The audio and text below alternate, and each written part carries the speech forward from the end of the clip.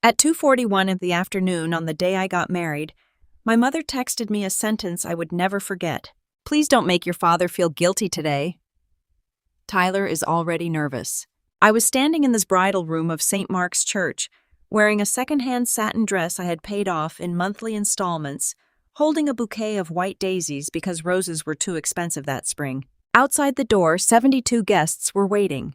The pastor was waiting. My groom was waiting. And in the front row of the church, 3 reserved seats sat empty. One for my mother, one for my father, one for my brother Tyler, the same brother whose barbecue restaurant was having its grand opening that afternoon, the same brother my parents had chosen over my wedding. My phone buzzed again. "We'll celebrate you another time." Today is Tyler's day. I stared at those words until the room seemed to tilt. Today is Tyler's day, on my wedding day, my maid of honor. Jess found me sitting on the small floral couch, with my veil slipping off one shoulder and my phone clenched so tightly in my hand that my knuckles had gone white. "Nora," she said carefully, "please tell me that isn't your mom." I didn't answer. She looked at the screen. Her face changed. Not shock exactly. Worse. Recognition. Because Jess had known my family long enough to understand that this wasn't a surprise. It was just the cruelest version of something they had been doing to me my entire life. My mother could turn neglect into family priorities. My father could ignore me and still act offended if I noticed. And Tyler could take the last piece of cake, the last dollar, the last bit of attention in the room, then smirk like I was selfish for wanting a crumb. "Oh, honey," Jess whispered. That was when Luke's mother, Denise, stepped into the room. She wore a pale blue dress and carried a tissue in one hand like she had already guessed something had broken. "They're not coming, are they?" she asked softly. I tried to speak. Nothing came out. Denise crossed the room and wrapped both arms around me. Not one of those stiff, uncomfortable hugs people give when they do not know what else to do. A real hug. A mother's hug. The kind that says, "I see what they did to you." And that almost broke me more than the text. Because when someone finally sees your pain clearly, you realize how long you have been carrying it alone. Through the wall, I could hear the organist testing the first notes. I could hear guests whispering. Someone laughed somewhere down the hallway. A child asked if there would be cake.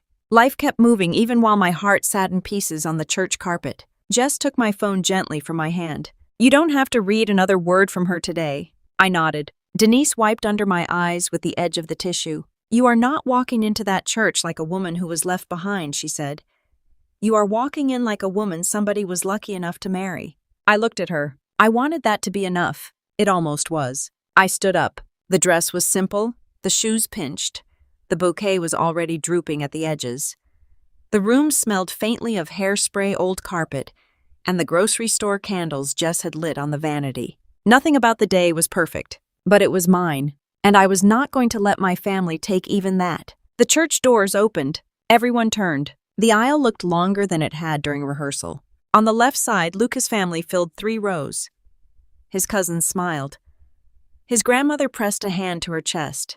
His father blinked too fast, already emotional. On the right side, the empty reserved seats stared back at me. 3 cream-colored cards. Diane Brooks, Russell Brooks, Tyler Brooks. My family had names that day, but no bodies. I walked past those empty seats with my chin up and my heart shaking. Every step down that aisle dragged another memory behind it. When I was 8, I won a school writing contest. My teacher sent home a blue certificate and told my parents I had talent. Mom glanced at it while stirring spaghetti sauce and said, "That's nice, honey. Put it on the counter." It stayed there until sauce splashed on the corner. That same week, Tyler got a participation trophy in Little League. Dad cleared space on the mantel. When I was 12, I asked if they would come to my choir concert. Mom said Tyler had a baseball dinner. When I was 16, I needed $220 for a school trip to Washington, D.C. Dad said money was tight. 2 weeks later, Tyler got new tires for his truck. When I was 24 and started front porch care with one client and a used minivan, Mom said, "That sounds exhausting. Are you sure it's a real business?" When Tyler smoked ribs in the backyard and said he might open a restaurant someday, Dad called him an entrepreneur. That was my childhood. Tyler had dreams. I had phases. Tyler needed support. I needed to understand. Tyler made mistakes. I was dramatic. By the time I reached Luke, my hands were trembling. He took them in his. "I'm here," he whispered. His voice was quiet, but it steadied something deep in me. The pastor began. I barely remembered the first few words. Then Luke squeezed my hands, and I looked into the eyes of the one person who had never made me beg to be chosen. When it was my turn to say my vows, my voice shook at first. Then it grew stronger. "I promise to build a home with you where love is not something we make each other earn," I said. "A home where no one has to become smaller to be kept." Luke's eyes filled. I heard Denise sniffle. I did not look at the empty seats. Not once. At the reception, people tried not to notice my family's absence. They noticed anyway. Of course they did. My parents' table sat near the dance floor set for 5, with folded napkins and untouched water glasses. The caterer eventually asked if he should clear the plates. I said yes. That hurt more than I expected. Watching strangers removed the evidence that my family had been expected. After dinner, Jess gave her toast. She stood there in her emerald dress, holding a plastic champagne flute, because we couldn't afford real glassware for everyone. To Nora, she said, looking directly at me, the woman who spent years showing up for people who treated her like an extra chair. And to Luke, who knew exactly what he was getting, not someone broken, but someone brave enough to build her own table. The room went quiet. Then people clapped. I looked down because if I looked at Jess, I would cry. Later that night, after the cake had been cut and the rented lights were being unplugged, I checked my phone. There was no apology, no missed call. No, "I'm sorry, sweetheart." Just a Facebook notification. My mother had posted a photo. There she was smiling beside my father and Tyler outside his new restaurant, Tyler's Smoke Pit. Grand opening day. Red balloons. A ribbon. My brother holding oversized scissors. My parents standing beside him like proud owners of the whole dream. The caption said, "Family first. Always." I stared at those words until my chest went cold. Family first. On my wedding day. Luke came up behind me. He didn't ask what happened. He saw my face and knew. I turned the phone toward him. His jaw tightened. For a few seconds, neither of us spoke. Then he took the phone gently and set it face down on the table. "They missed something beautiful today," he said. I looked around the reception hall. Jess was stacking chairs. Denise was packing leftover cake and foil. Luke's father was paying the teenage sound guy extra because he had stayed late.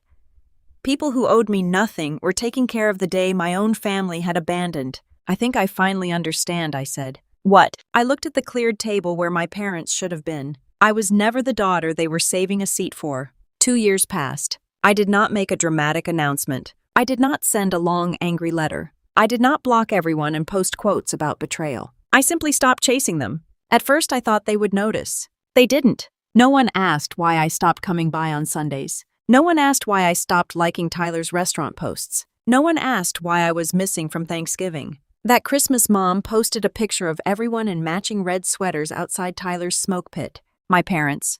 Tyler, his wife Amber. Their 2 kids. The caption said, "All my babies home for Christmas." I was 31 years old, married, living 20 minutes away, and apparently not one of her babies. I saw the post while folding towels in the back room of my business. Front porch. Care was not glamorous. It started with me helping elderly neighbors with laundry grocery runs, medicine reminders, kitchen cleanup, and rides to doctor appointments. Then one neighbor told another. Then a church secretary gave my number to 5 widows. Then I hired Jess part-time. Then I quit my office job.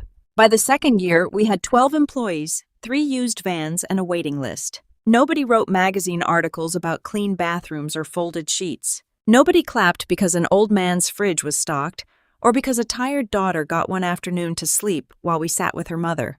But it mattered. It mattered to the people who needed us, and for the first time in my life I felt seen. Not as Tyler's sister, not as Diane and Russell's independent one, as Nora, the woman who built something. That winter, a regional home care company offered to buy Front Porch Care. Not for a ridiculous billionaire number, just enough to change my life, enough to pay off the small house Luke and I bought, enough to give every employee a bonus, enough to start again, but this time with breathing room. When the deal closed, I sat alone in my van in a grocery store parking lot and cried until the windows fogged. Not because I was sad, because I had built something real without one phone call from my parents asking how it was going.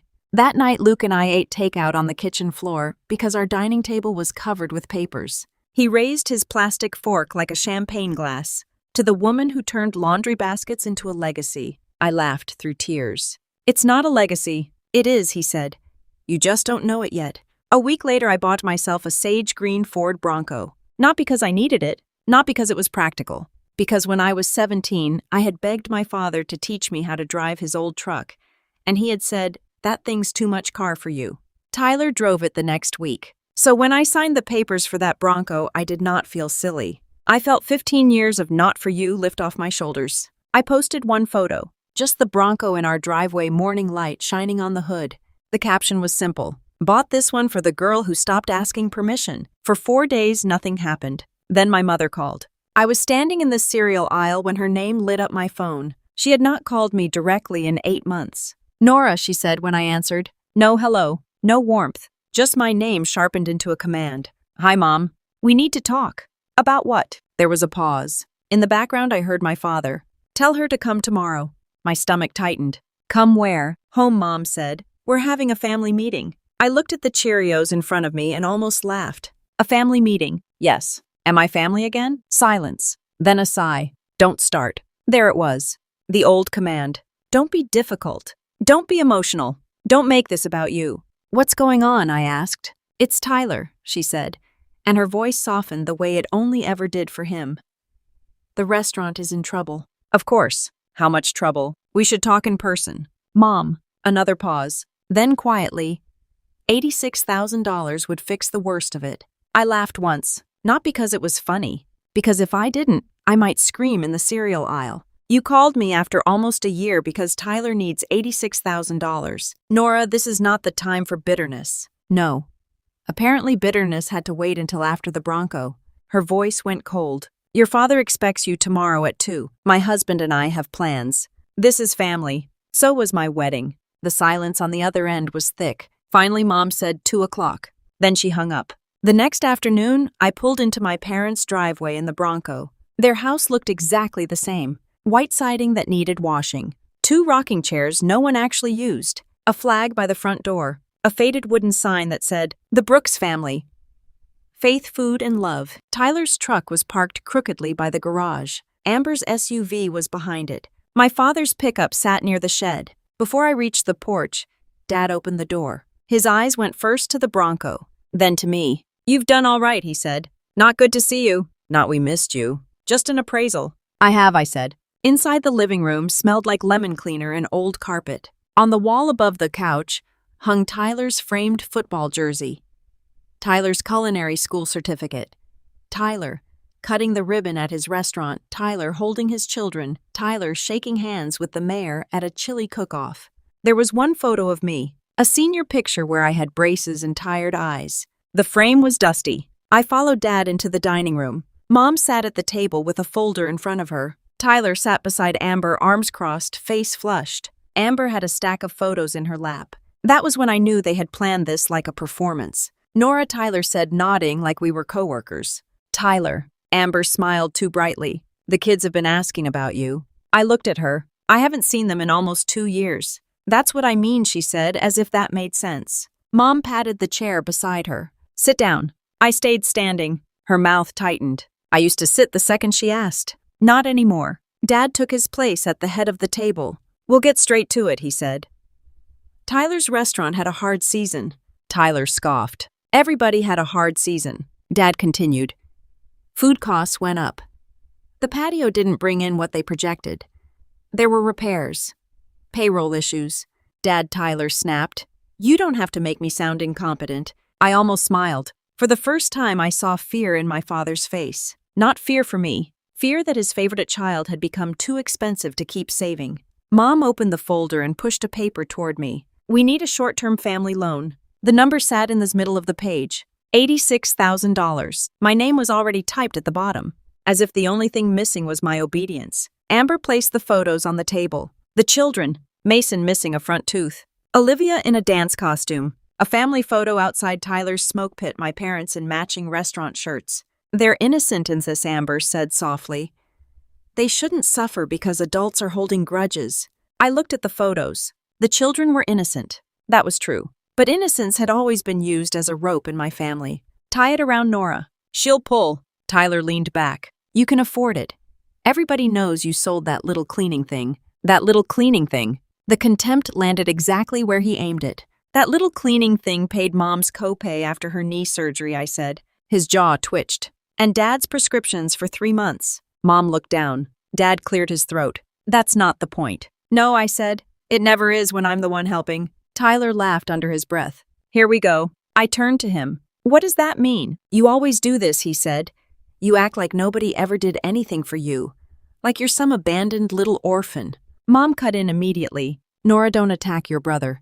He's under enough pressure. I looked at her. And I wasn't. The room went quiet. Dad's voice hardened. This is not about the past. It is always about the past when you only remember me after I become useful. Mom's eyes narrowed. That is a cruel thing to say. No, I said. It's a true thing to say. Tyler slapped his palm lightly on the table. Can we stop pretending this is some therapy session I need help? You have money. We're family. That's it. I pulled out the chair slowly and sat. Everyone relaxed a little. They thought sitting meant surrendering. It didn't. It meant I was finally taking up space in a room where I had spent my whole life shrinking.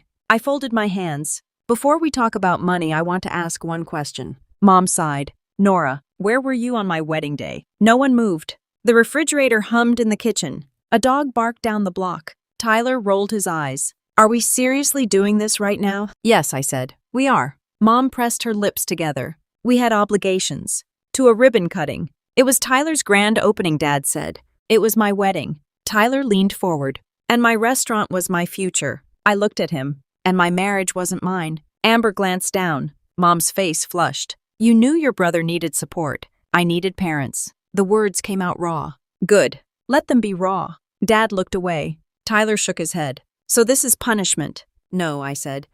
This is memory. Mom's voice trembled, but not with apology. You would really let your brother lose everything because we missed one event. One event? I pulled out my phone. Not legal papers. Not contracts. Not threats. Just life. Screenshots. Mom's Christmas post. All my babies home. I wasn't there. Dad's retirement dinner photo, Tyler beside him. My empty chair replaced by a cooler. Amber's baby shower album, every woman in the family except me. Tyler's grand opening post from my wedding day. Family first.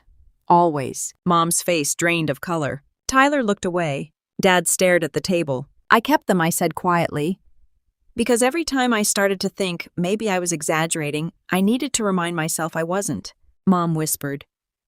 Why would you keep things like that? Because you taught me to doubt my own pain. No one had an answer for that. Tyler pushed his chair back. Fine, we weren't perfect. Nobody's perfect. But you're sitting on money while your brother's kids might lose stability. Your children are not losing their home, I said. You and Amber still have a house. Amber's eyes flickered. Tyler's face hardened. That's not the point. It is the point. You want me to save your restaurant. It's the family restaurant. No, I said. It's Tyler's restaurant. I wasn't invited to the planning. I wasn't invited to the ribbon cutting. I wasn't in the family photo. But now that it's failing, suddenly it belongs to all of us. Dad's fist came down on the table. Enough.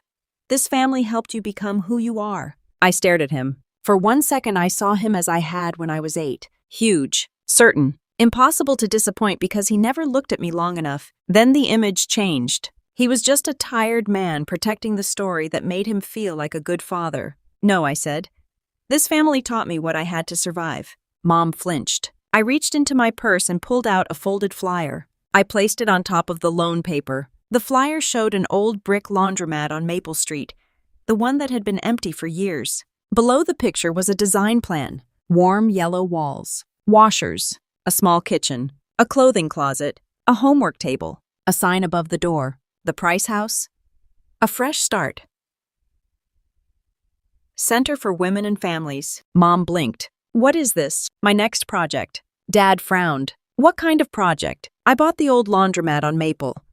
I'm turning it into a place where single moms foster teens aging out and women starting over can do laundry for free, get work clothes, have dinner twice a week, and sit somewhere they are not treated like a burden. Tyler stared at me. You bought a laundromat. I bought a building. With the money we need, with the money I earned. Amber's mouth parted. Mom's voice sharpened. You are giving money to strangers. I looked at her. Mrs. Price was a stranger. Nobody spoke. Mrs. Evelyn Price had lived 3 houses down from us when I was growing up.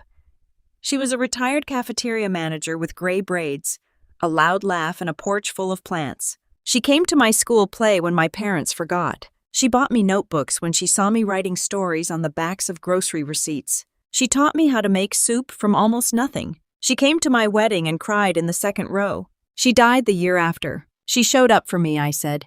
So I'm naming it after her. Tyler laughed. Cruel. Short. You're choosing dead neighbors and broke strangers over your own blood. I turned to him. No. I'm choosing people who know the difference between help and entitlement. Mom stood so quickly her chair scraped the floor. You owe this family. My voice stayed calm. No, Mom. I owed the little girl I used to be. And I'm finally paying her back. Dad shook his head slowly. I don't recognize you. That one hit. For half a second I was a child again, desperate to say something that would make him proud. Then I remembered. He had never really recognized me before. That's okay, I said. I recognize myself now.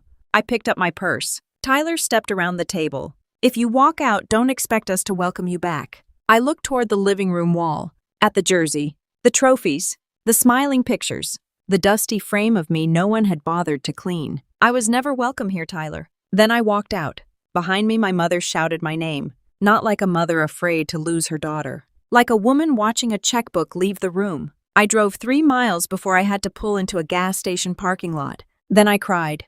Not pretty tears, not quiet movie tears, the kind that bend you forward, the kind that come from years, not minutes. I cried for the bride who walked past empty seats. I cried for the girl with the folded certificate. I cried for every version of me that believed being useful might one day make me loved.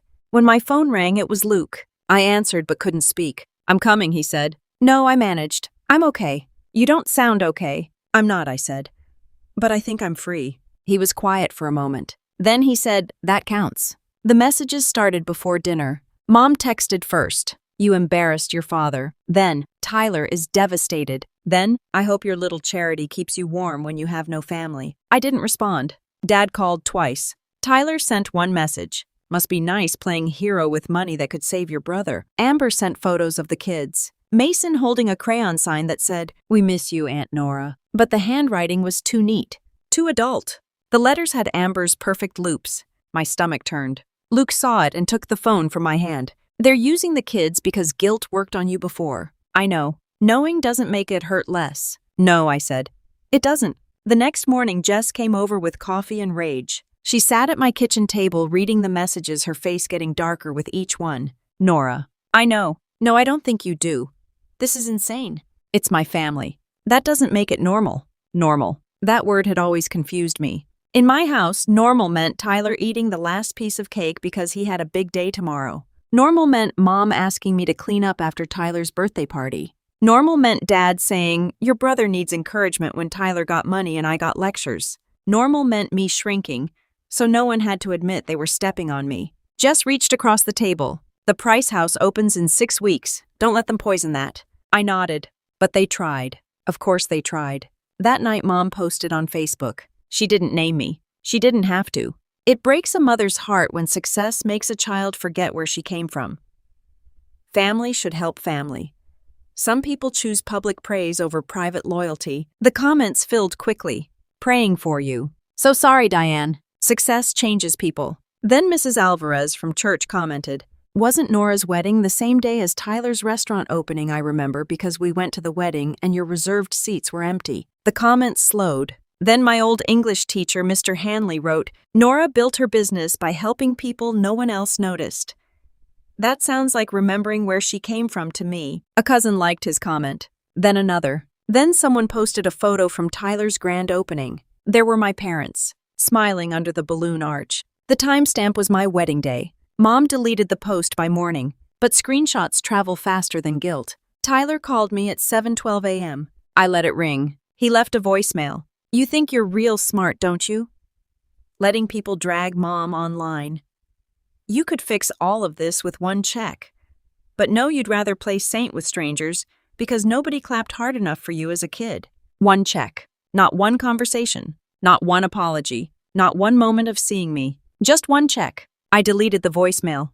3 days later, Tyler posted from the restaurant page. Some people forget family when they get a new truck and a little money. We're still here feeding the community the right way. He added a photo of a brisket tray. The comments did not go the way he expected. Someone wrote, "Didn't your sister start a care business that helped half this town's parents?" Another wrote, "Feeding the community is great. Skipping your sister's wedding is not." By noon, the post was gone. Again, screenshots stayed. The next few weeks became a strange test of peace. Some days I passed. Some days I didn't. I met with contractors at the old laundromat. We chose warm paint, not cold office colors. We ordered washers that could handle heavy blankets. Jess found a retired teacher willing to help kids with homework twice a week. Denise organized a meal team from her church. Luke built shelves for the clothing closet on weekends.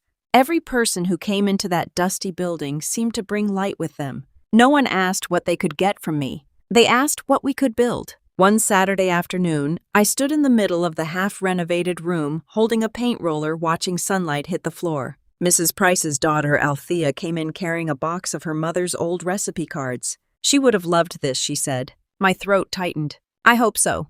Althea looked around. She used to say you were the only child on that street who knew how to listen. I laughed softly. I didn't have much choice. No, she said. But you turned it into kindness.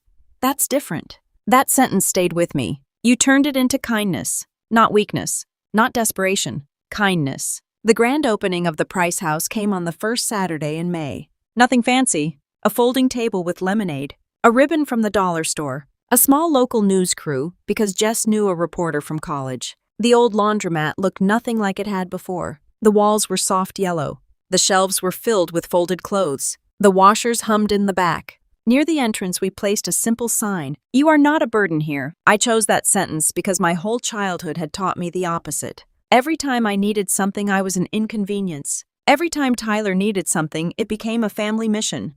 People came early, women from the neighborhood, former clients from Front Porch Care, church volunteers, old teachers, Luke's family. Mrs. Price's daughter, Althea, stood near the front holding a framed photo of her mother. Every chair was full. That detail mattered to me. Maybe it always would. Jess had prepared a simple slideshow for the wall-mounted screen near the back. Photos of the renovation, volunteers painting, kids helping fold donated clothes, Mrs. Price smiling on her porch years ago. A picture from my wedding reception where she stood beside me with tears in her eyes. I had not noticed until that morning that one photo showed the front row of the church in the background. 3 empty seats, 3 cream-colored name cards. The reporter clipped a microphone to my dress. Ready, she asked. I looked at the room. No empty seats. Yes, I said. I began with Mrs. Price. I told them about her porch, her soup, her notebooks, how she showed up to a school play when she didn't have to, how sometimes one person seeing you can keep a light on inside you for years. I did not mention my parents. I did not mention Tyler. I didn't need to. Then the front door opened. The room shifted. People turned. My parents walked in first. Mom had dressed like she was attending Easter service. Pearls, soft pink blouse, wounded expression ready for use. Dad wore his serious face. Tyler came behind them in his smoke pit jacket, even though it was warm outside. Amber followed with the kids. For 1 second, my body forgot I was grown. My hands went cold. Luke moved closer. Jess whispered, "Nope." Mom smiled at the crowd like she belonged there. "Nora," she said loudly, "we came to support you." The room went quiet. It was a performance. I knew it. Everyone with a manipulative relative knew it. I stepped away from the microphone. Now isn't a good time. Tyler laughed. It's a family event, isn't it? I looked around the room. No, it's a community event. Mom's eyes filled with tears on command. We just want our family back. Dad stepped forward. This has gone far enough. We raised our daughter to care about family. There it was, in public. The same old script now with an audience. The reporter looked from my father to me. I could feel the whole room waiting. This was the moment they wanted. If I got angry, I would become the villain. If I cried, they would become the wounded parents. If I stayed silent, they would take the room from me. So I returned to the microphone. My voice was calm. My parents are right about one thing I said. Family matters. Mom's shoulders softened. She thought she had won. I continued. Family matters when a little girl wins a school contest and waits for someone to put her certificate on the fridge. Mr. Hanley lowered his eyes. Family matters when a daughter walks down the aisle and sees 3 empty seats in the front row. The room changed. Mom froze. Dad's jaw tightened. Tyler's face darkened. I looked directly at them. Family matters before there is money. Before there is a building. before there is a camera, before there is something to gain. No one breathed. Behind me, the slideshow changed. The wedding photo appeared on the screen. Me in my dress, Mrs. Price beside me, and behind us, clear as daylight, the 3 empty reserved seats. The room saw them. I heard the silence deepen. Not awkward silence, understanding silence. Mom's mouth opened, but nothing came out. The reporter glanced at the screen, then back at my parents. "Were those your seats?" she asked. My father looked at the floor. Mom's eyes flashed. "This is not the place." Tyler cut in, his face red. "Oh, come on. She got married anyway," he snapped. My restaurant was the future. The whole room went still. Even the children stopped moving. The sentence hung there like smoke. She got married anyway. I saw it land on every face. Denise put a hand over her mouth. Jess closed her eyes like she was trying not to explode. Mrs. Alvarez stepped forward from the side of the room. "I was there," she said. "At the wedding. We saved those seats until the vows were over." Tyler looked around, finally realizing the room was not turning against me. It was turning away from him. The reporter's camera operator adjusted his angle. Mom whispered, "Nora, please." It was the first time she had said please all day. I picked up Mrs. Price's framed photo. "This woman was not related to me by blood," I said. "But she came when people with my last name did not." Althea covered her mouth. I turned the frame toward the room. "She taught me that family is not a title. It is behavior." Tyler snapped. "You're really going to humiliate us in front of everybody." I looked at him. "No, Tyler. I'm telling the truth in the room you chose to enter. Dad tried one last time. This is private." I looked at him. "So was my wedding." That was when the entire room went silent. Not uncomfortable silent. Not polite silent. Truth has finally entered the room silent. Mom's face crumpled. But this time her tears did not move me. Amber gripped the children's shoulders. Dad looked smaller than he had 5 minutes earlier. I set Mrs. Price's photo back down. "I am not here to punish anyone," I said. "I am here to build something better than what I came from." Then I turned towards the ribbon. "Althea," I said, "would you do the honor?" Althea came forward with shaking hands. The crowd shifted with us, leaving my family standing near the door like people who had entered the wrong house. Althea cut the ribbon. The room erupted. Applause filled the old laundromat. People hugged. Children clapped. The washers hummed like a heartbeat, and my family stood silent through all of it. Tyler left first. Amber followed. Dad took my mother's arm, but she looked back at me once. For the first time in my life, I did not search her face for love. I let her go. The news segment aired that night. It focused mostly on the Price house, the free laundry days, the clothing closet, the meal program, the sign above the door. But near the end, the reporter included 3 things. A shot of the wedding photo with the empty seats, Tyler's line, "She got married anyway," and one sentence from my speech, "Family is not a title. It is behavior." By morning, people were sharing it all over town. Mom did not post for a week. Tyler's restaurant page turned off comments. For a while, I expected revenge. Instead, I got noise. Aunt Marlene left a voicemail saying my parents were heartbroken. A cousin texted that I should be the bigger person. A church lady mailed me a card with a Bible verse about forgiveness. Tyler sent one message, "Hope your strangers visit you when you're old." I replied to none of them, not because I had nothing to say, because peace sometimes begins when you stop attending every argument you are invited to. A month later, my father asked to meet, not at the house, at a diner near the highway, the kind of place with sticky menus and waitresses who call everyone honey. I almost said no. Then I remembered what my therapist once told me. A boundary is not a wall. It is a door with a lock. You decide when to open it. So I went. Dad was already there, sitting in a booth with 2 coffees. He looked older, not sick, just worn down by the collapse of a story he had protected too long. "Your mother didn't come," I asked. "She wanted to, but she's not ready to hear what you might say." At least that was honest. For a while, neither of us spoke. The waitress refilled our cups. Finally, Dad said, "I should have been at your wedding." The sentence sat between us. Small, late, but real. I waited. He rubbed one hand over his face. "I should have been at a lot of things." My throat tightened. "Why weren't you?" He looked out the window. "Tyler always seemed like he might fall apart. And I didn't." Dad's face changed. Maybe that was the first time he had considered it. "You were strong." I laughed softly. "I was a child." He closed his eyes. When he opened them, they were wet. "I know. I wanted that to fix something. It didn't. But it touched something bruised. That surprised me." "I can't give you what you want," I said. He nodded. "I'm not asking for money." "Good." Tyler may lose the restaurant. I'm sorry for the kids, I said. But I'm not sorry I said no. I know. I studied him. Do you? He looked at me then. Really looked. Maybe for the first time in years. I'm starting to. Starting was not enough to rebuild a family. But it was more honest than anything he had offered before. If you and Mom want any kind of relationship with me, I said it cannot be based on what I provide. No loans. No guilt. No using Tyler's children. No public performances. And no pretending the past didn't happen. Dad nodded. You'd have to sit with what you did, I added. Not explain it, not defend it, sit with it. His hand tightened around the coffee mug. I don't know if your mother can. I know. That was the sad part. I did know. We left without hugging. But before I walked out, Dad said, "The place you built is good." I turned. The Price house. He nodded. Mrs. Price would have been proud. For some reason, that was the sentence that almost broke me. I blinked hard. Thank you. Then I walked to my Bronco. This time I did not cry. 1 year after the Price house opened, we held our first anniversary dinner in the community room. Nothing fancy. Chicken casseroles, green beans, cornbread, brownies cut unevenly by volunteers. There were folding tables, paper plates, children underfoot, and more laughter than any room that Old had probably ever held.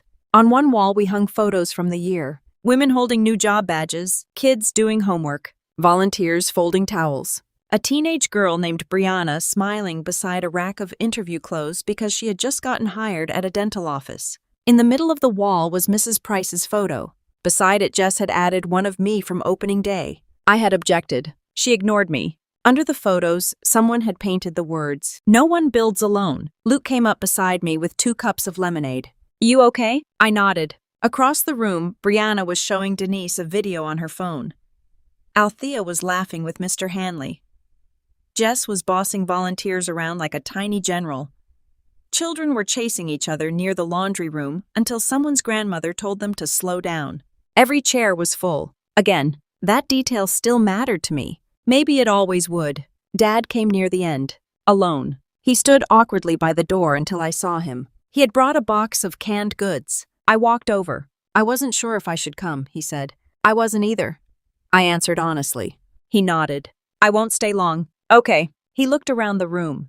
This is bigger than I thought. It was never about being big. What was it about? I watched Brianna laugh so hard she covered her face. Being useful without being used. Dad took that in. Then he said, "Your mother isn't ready." I know. Tyler still thinks you ruined him. Tyler ruined a smoker 2 freezers payroll and his customer base before I ever said no. Dad coughed, maybe hiding a laugh. Then he looked ashamed of it. Progress comes strangely sometimes. He handed me the box. I'll go. You can stay for a plate if you want. He looked startled, then careful. Would that be all right? I thought about it. Really thought about it. Boundaries were not revenge. They were truth. So I said yes. But if you mention Tyler's money problems, you leave. He nodded quickly. I won't. He stayed for 40 minutes. He ate casserole from a paper plate. He listened more than he talked. He watched me move through the room, and for once I did not perform daughterhood for him. I was simply myself. When he left, he paused beside Mrs. Price's photo. I saw him read the small plaque beneath it. For the woman who showed up, his shoulders lowered. Then he walked out. That night after everyone left, Luke and I stayed behind to clean. The building was quiet except for the hum of machines in the laundry room. I folded a stack of towels while Luke swept. You let your dad stay, he said. I did. How do you feel? I thought about it. Not healed. He nodded. But not trapped either. That's something. It is. I looked around the room. The yellow walls. The shelves. The photo of Mrs. Price. The sign by the door. You are not a burden here. For years I thought dignity meant proving my family wrong. Then I thought it meant walking away forever. Now I understand it means something deeper. Dignity is building a life where their opinion no longer gets the biggest room. It is saying no without becoming cruel. It is accepting an apology if it comes, but not starving while waiting for one. It is knowing that blood can explain where you came from, but it cannot decide what you are worth. My mother did not come to the Price house that year. Tyler never apologized. Amber sent one short message months later saying the kids were doing fine in public school. I wished them well and meant it. Dad came by every few weeks with donations. Sometimes we talked.